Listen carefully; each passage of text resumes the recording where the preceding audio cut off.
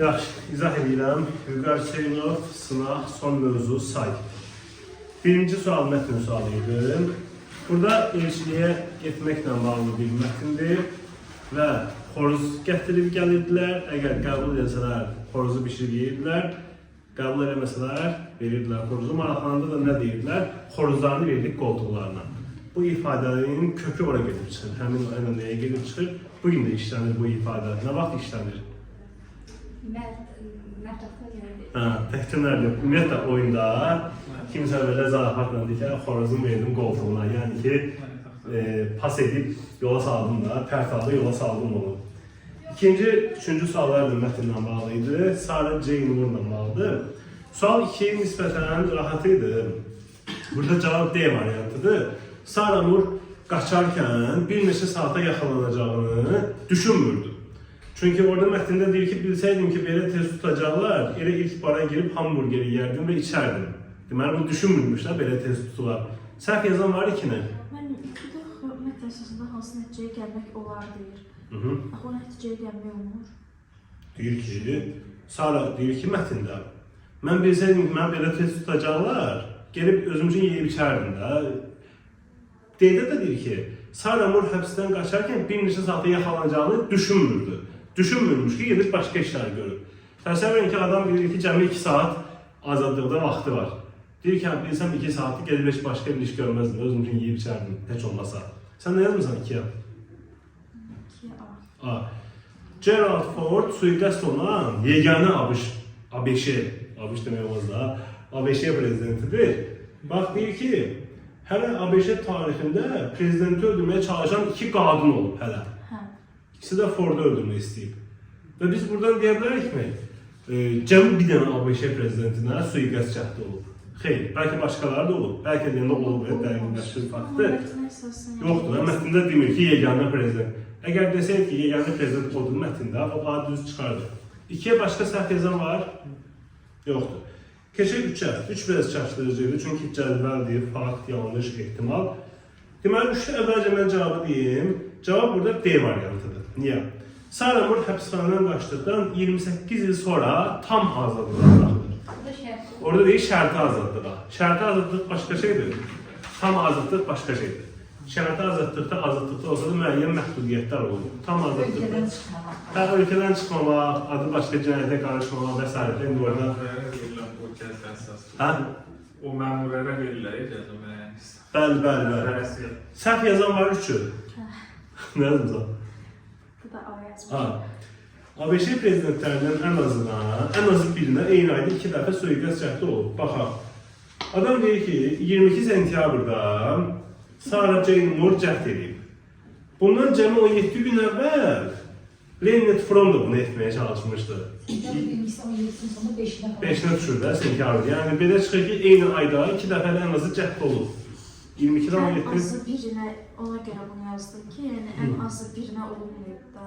Ən azı biri də, 2 nəfər də olsa ən azı birdir. Ən azı birdir, 2 də ola bilər, 3 də ola bilər. Ən azı birinə belə bir şey olub.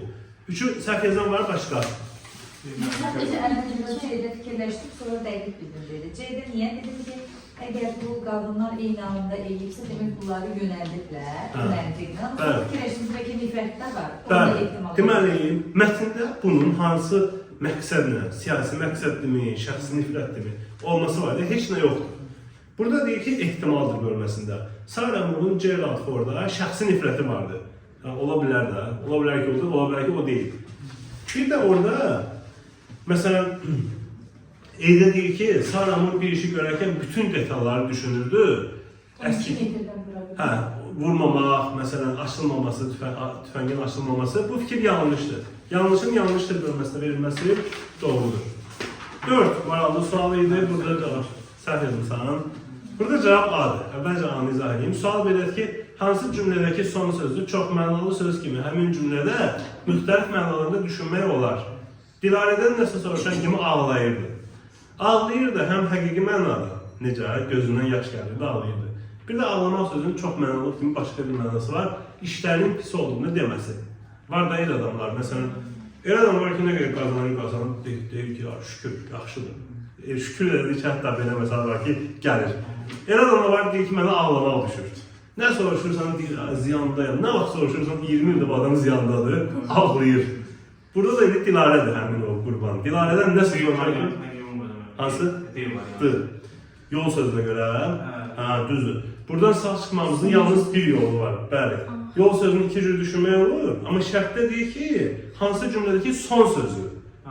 Sən yol sözünü seçmirsən, səhv eləmirsən. Son sözlərə baxmalısın sən. Yol ora belə deyək də bir tələdir ki, kimsə yolu görsün desin, ha yolu iki cür düşünmək olar da.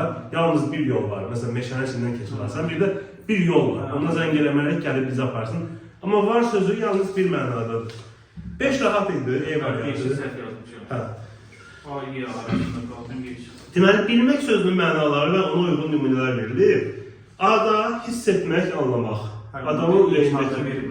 Burada da o təsbihdə verirsiniz, bu necə olur? Hiss etmək, o cümlədə inkardadır bu. Bilmək. Bilmək olmaz. Bilmək hissəsi, inkarda ama bir şey dəyişmir. Sırf bilmək hissəsi, bilmək inkarda deyil özü, olmaz inkardadır. Bilmək hissəsi hiss etmək deməkdir. Məsələn, adamın ürəyindəkiləri hiss etmək olmaz. Bilmək olmaz. Bilmək olmaz ki, ürəyində nə fikirləşir. Amma evdə öyrənmək, xəbər tutmaq. Nümunə kimi belə verib ki, mən bu işi ondan bilirəm.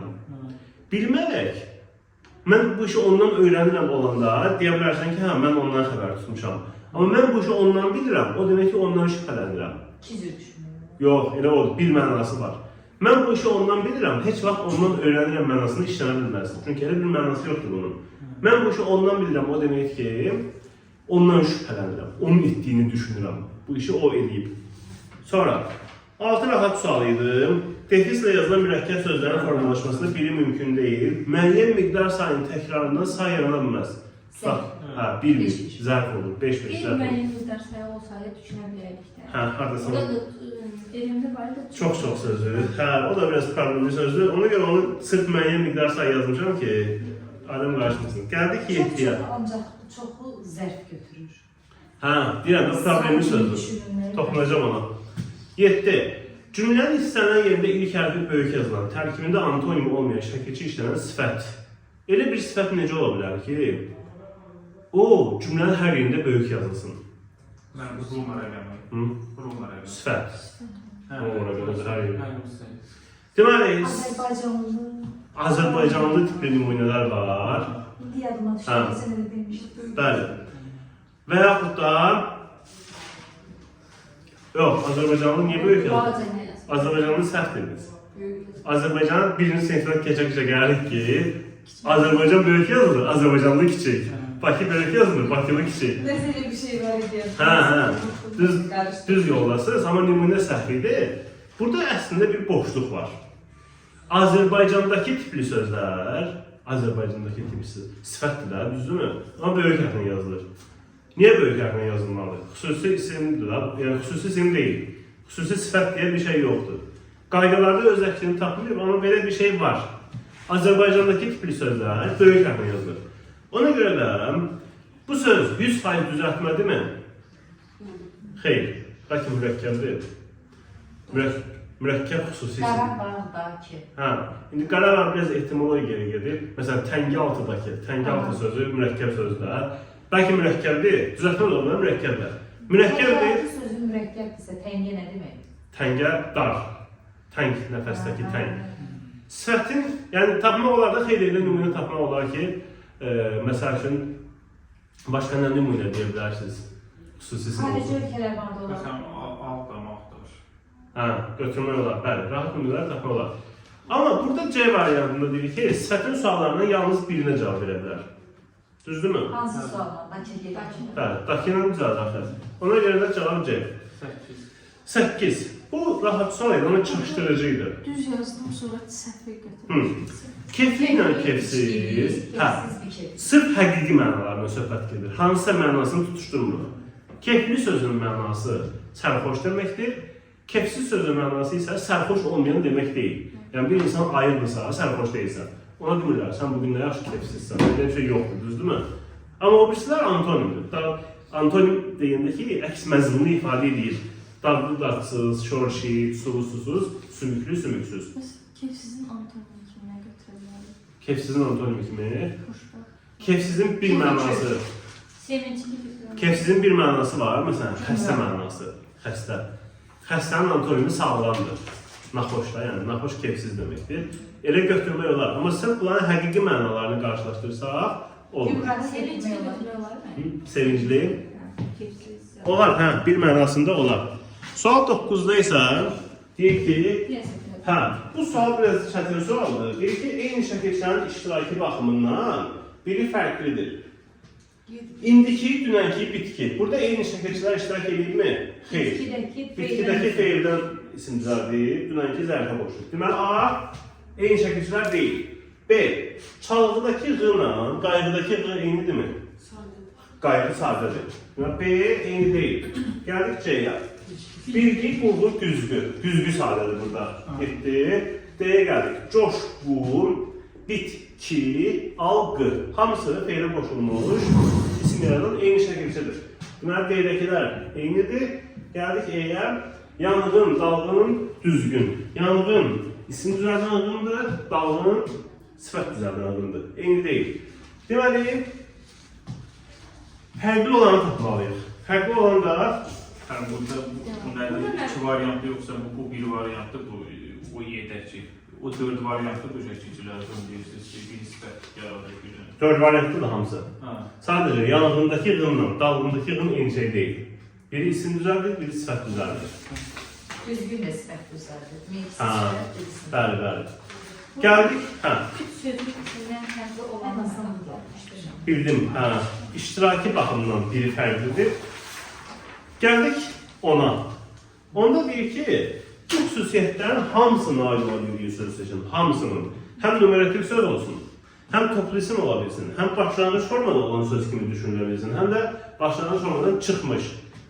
Dəstə sözü. Dəst sözü var. Bu dəstəyə heyran qaldım. Başlanğıc formadan çıxardıla bilərəm, başlanğıc formada oluşdura bilərəm və yaxud da dəstəni toplu isim kimi düşünə bilərik. Bir dəstə gül. Bəli. Necə? Bir dəstə gül. Yox, toplu isim kimi. Ha, toplu isim. Bir dəstə Bir əskər. dəstə Əskər. Dəstə. Numarativ olmasın da. Üstümüzə dəstə gəlir. Üstümüzə dəstə gəldi. Ha, olmasın. Olmasın. Siz onu toplu isim kimi işlətmək istəyirsinizsə, numarativ olmasın. Və yaxud da, laf elə göyərti dəstəsi olsun. Deyirəm ki, bu dəstəni neçəyə verirsən? Deyir, 7-si 1 manata məsələ üçün, dəstə. Amma desəm ki, bir dəstə gül və yaxud da dəstə üstümüzə gəlirdi, bir dəstə əskər. Bunlar fərqlidirlər. Deməli, dəstəni götürdük. Sonra bir də burada 4 idi. Bax, belə bir söz yazılır burada. Bu sözü yazılışır da burada. Numarativ kimi düşünmək olar. Bir komanda oyuncu, bir komanda insan. Sonra toplu isim kimi düşünə bilərəm. Bir yerə yığılırlar, bir komanda yaradılar. Başlanğıc formada olan söz kimi də düşünə bilərəm. Bəs başlanğıc formadan çıxmış söz kimi düşünə bilərəm. Koman. Çünki yazılışdır da, nə bilək hansıdır. Sənin koman da düşünmək olur. Ona görə 1-dən 4-dür burada cavab. Başqasına yazan var. Bəli. 1-5 yazılsınız. 2-5 yazılır. 2-5. Tikə sözü. Toplu ola bilər. Mən bir sizdən səhv soruşdum. Numarativ ola bilər soruşdum. Toplu soruşacağım. Ha, toplu olmalı. Sən numarativ soruşsun dedim, ha, ola bilər. Tikə necə ola bilər? Toplu isim. Toplu. Toplu ola bilmir. Getdi. Mən toplu ismi unutmuşam. Qalanı Bəli. Yığın sözü də toplu isim ola bilmir. Məsələn, üstümüzə yığın gəlirdi. Belə bir şey işlətmək olmur. Bu testi çəkirəm. Bəli. 11. 11 rahat sual idi. Burada çaydan sözü düzəltmək ola bilər sadədə. Dadan. Əgər feildirsə, daha doğrusu düzəltmə feil kimi düşünmək olarmı? Necə? Məndə o dadanmaq. Dadanmaq. Kökü nə idi? Dad nə idi? Dad feili. İsmi.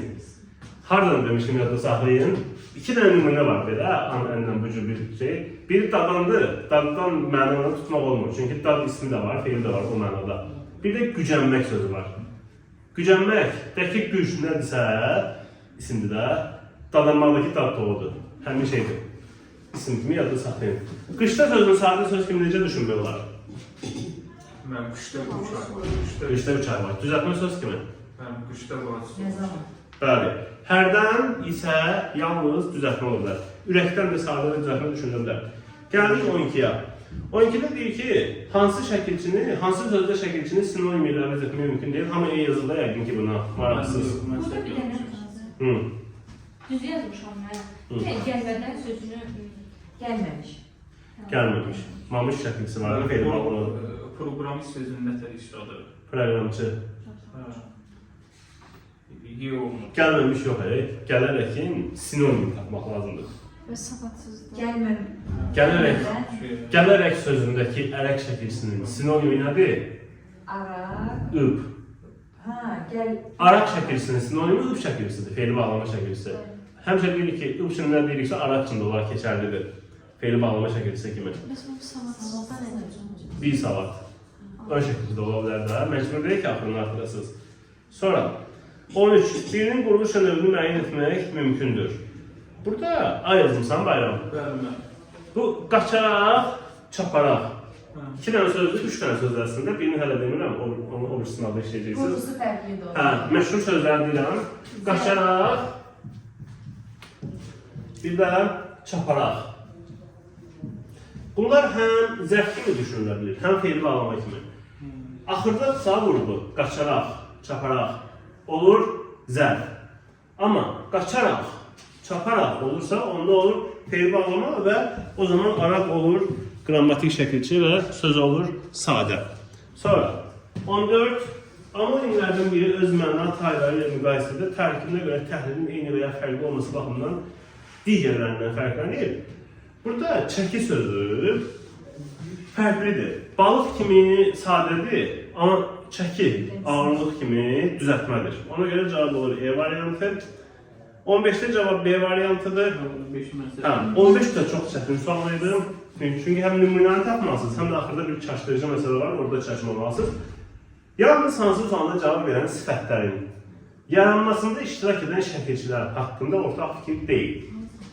Hansı şəkilçilərdir? Sonra da tapdım mən bunu. Bizimki olanda sifət olmur. Bəli, dakı, bir də ki. Budur da, bu şəkilçilər üçün ortaq fikir deyil. Qrammatik şəkilçi ilə amonimlik yoxdur, düzdürmü? Heç bir qrammatik şəkilçi kimi işlənə bilmir. Qrammatik şəkilçdən sonra gəlməsi mümkündür. Dakı gələ bilər qrammatikdən sonra. Bəli, bəs ki gələ bilər. Amma, bəli. Məsələ nədir? Bu ki artıq orada sifət düzəldən ki kimi çıxış eləmir. Məsələn, siz nümunəyə deyirsiniz ki, mənimki, telefonu və s. bəli, əlininki. Bunlar sifət deyil axı. Əlininki sözü sifət deyil. Niyə sifət deyil? Çünki birincisi sualı sifətin sualı deyil. Kimlə suallarına cavab verir də. İkincisi, siz əgər ona sifət desəz, o necə sifətdir ki, heç bir halda təyin ola bilmir. Heç bir halda hansısa bir ismin qabağında gəlir, onu izah edə bilmir. Məsələn, əlininki kitab, deyə bilərik belə. Yox. Deməli, bu kimi artıq biz o sifət düzəldən kiyə nümunə göstərə bilmirik də, orada funksiyası dəyişib olur. Ona görə də düzgün cavab olur B. Bir siniyi götürmüşdüm. Birbaşa zərfə artırmamdakı tapmamışdım. Yuxarıdakı. Əvvəlki, yuxarıdakı ikisi də qoşula bilər. Şirinçay eləmək, bunu bəyək soruşdunuz, dedim. Hər hansı işdə ifrata varmaq deməkdir bunun mənası. Sonra, gəldik neçəyə? 17-yə. Hansı cümlədə nümerətin söz doğru işlənmişdir? Bu yəqin hamınız düz yazmışsınız. Düz yazmışam müəllim. Bir dənə Y variantına baxa bilərik. Qış üçün bir tay ot yığdılar. Tay sözü oxumaq olmur. Tayadır. Tay da otla işlənir. Sadəcə bu məsələ nədir? O bir tay ayaqqabıdır. Bir tay ayaqqabı da olur. Taya bilirsiniz də nədir? Belə otu yığırlar üstə belə yekə bir şey olur. Qış üçün bir taya ot yığa bilərsən. Bir tay ot, bir paçka ot deməkdir. Bir paçka. Preslənmiş. Heç kim demir ki, mən qışı üçün bir tay ot yığmışam. Bir tay dedi ki, bir tay nəyin bir dənə naharıdır. Götürür onu yiyib gedir. Məntiqsiz bir şeydir. Və həm də onda demirlər də bir tay ot yığmışam. Deyə bilərsən ki, mən məsəl üçün qoyub kürt düşəcək, bir paçka saman lazımdır, bir paçkada, gedibdən bir paçka gətir. Heç gün demir ki, bir tay ot yığmışam. Düzdürmü? Məntiqsiz cümlədir. Deməli, doğru işlənmişdir, ona görə də 17-də olur C variantı. Bir tikə çörək də yemədi. Tikənlə işlənir çörək. Loğma ilə də işlənir. Bəli. 18 də rahat idi. Ç şəkilsinin əsas funksiyası hansı sözdə özünü göstərmişdir? Ç funksiyası, əsas funksiyası nədir? Hər hansı bir sahəyə artırılır və həmin sahə ilə məşğul olan insan mənasını bildirir. Məsələn, əlaçı, əla işlərlə məşğul olan insana deyilmir. Sırf oxuna alınmalıdır. Üsyançı... Amma hamısı da isim düzəldir. Hə, o ümumi qaydadır ki, əslində hamısı isim düzəltməlidir. Üsyançı o deməkdir ki, bu adamın səməti üsyandır. Üsyan çıxarmaqla məşğuldur bu adam. Elə şey yoxdur. Amma inşaatçı, o demək ki, bunun sahəsi, peşəsi, məşğuliyyəti inşaatdır. Sonra, 19-da A'da məsəl üçün bir maşın daş. Bir maşın daşın üstündən keçib həmin evin yanında dayandı. Bunu iki cür düşünmək olar. Maşın numarəti də ola bilər, isim də ola bilər. Burada dəqiq deyə bilmirik isimlərin sayını. Sonra, Zərifə onun nə zaman yola düşdüyünü təxmin edə bilmirdi. Yola düşmək. Frazeologistsə yola isim deyil, deyilsə yola isim. Dəqiq bilmədik. Bir nəfər zabitə yaxınlaşıb söz soruşdu. Nəfər, zabitin numarəti sözü də ola bilər, bir nəfər zabitə. Bir də kimsə bir nəfər zabitə yaxınlaşdı. Eydə isə uşaq paltarını götürüb otaqdan çıxdı. Bunu iki mənada düşünmək olar. Kimsə uşaq paltarını götürdü. Bir də uşaq paltarını götürüb getdi. İsim sifətləşir sadəcə. Yox, heç nə olmur, heç nə olmur. Sadəcə isimlər sayı eynidir, heç sifətləşmir də. Siz burada cümlənin sintaktik təhlilini iki cür düşünə bilərsiniz, sintaktik əlaqələri iki cür düşünə bilərsiniz, qrammatik əsasın sayını iki cür düşünə bilərsiniz, amma cümlədəki isimlərin sayı dəqiq bilinir, 100%. Uşaq, paltar, otaq, 3 dənədir. Ona görə eyni götürə bilmirik. Cavab orada olur. Daha doğrusu eyni götürülür. Çünki deyir ki, dəqiq müəyyən etmək mümkündür. Hə, gəldik 20-yə. 20-də, baxın, bu cür klasteri hamınız işləməyi bacarmalısınız. Həm ədəbiyyatdan, həm Azərbaycan dilindən, kurikulumdan da bəlkə də düşə bilər, bilmirəm. Klasteri, amma bir neçə qat var da burada. 1-lə 2-yə gördüyünüz kimi sözlər getməlidir. Sözlər. Burada sözlər 1, 2, 3-dədir. Vurğusu son hecada deyil, şərtini ödəməlidir. Ona görə də biz o saat sillogizm sözünü çıxırıq. Sillogizm. Bunun vurğusu son hecada daxil. Deməli, 1-lə 2-yə getməlidir, 1-lə 3. Amma hansını hara yazmalıyıq? İxtiyarı yaza bilməliyik. Yəni, keyfimiz istəyən kimi yaza bilməliyik. Çünki orada biraz sudoku kimi düşünün də bunu. Rəqəmləri tapa-tapa gedirsən. Orada deyir ki, yazılışı ilə tələffüz arasında bir fərqli məqam var. Korreksiya, hiperbola. Hansına aiddir bu? Korreksiya. O aya keçir. K'lar fərq sayılmır. Niyə sayılmır? Çünki o K hərfi K'ını da verir, K'ını da verir. Onsuz da onun şərti işarəsi odur. Bu tərfis fərqli o yaratmır. Yox. Nədən dediniz və yaratır? Əgər nöqtə sözündə bu D hərfinin K səsini verilməsi tələffüz fərqlidir. Amma kişinin... Amma bu hərf var ha, bu hərf. Bunun K kimi səsini verilməsi fərq deyil. Çünki K səsinin normal şərti işarəsi elə budur. Ya bu iki dənə səs verirlər bizdə normalda, əlifbada da verilir ki, iki dənə səsi verə bilər bu. Ona görə də korreksiyada cəmi bir dənə fərq var. Biz deməli 1-ə yazmalıyıq, Roma rəqəmi ilə 1-ə 1-i. O zaman 2-yə də düşür 3. Çünki bir dənə hiperbola qaldı əlimizdə. Sonra, o 3 xanası var ha, həm 1-dən çıxıb, həm 2-dən. Oraya elə bir fikir yazmalıyıq ki, həm sillogizmə aid olsun, sillogizm deyirəm, həm korreksiyaya aid olsun, həm hiperbolaya. O da 6-dadır. Vurğusu ikinci hecadadır. Hər ikisinə uyğun gəlirmi? Korreksiya, hiperbola.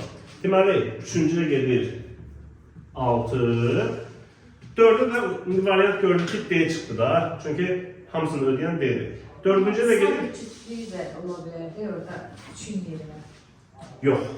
Korreksiyada qoşarlı, hiperbolda pırlı, müxtəlifdir. Yox. Demək ki, ikincisində. Yox, samit cütlüyü deyəndə sırf qarşılıqlı samitlər nəzərdə tutulur. Çarçın getirir. Qarşılıqlı samitlər. Çünki elə olsaydı biz gələk 5-i ortaya yazardıq ikisinin birləşməsinə. Ona görə də burada deməli 4-cüyə gedir 5. 4-cüyə gedir 5. Çünki hiperbola sözündə samit cütlüyü işlənmişdir. Düzgün cavab olur D variantı. Yaxşı. Artıq sınaqlar bir qədər çətinləşir, amma yenə də bu mövzu sınağıdır. Mövzu sınağı ümumiyə nisbətən nə qədər olsa da asan olur. Çünki buradan oxuyursan, oradan işləyirsən. Ümumilərə əsasında daha da çətinləşəcək. O vaxtda canım diqqəti daha da qaldırmaq lazımdır. Belə. Yaxşı. Keçək eləmə. Elinin səhvlərinə baxaq. Birinci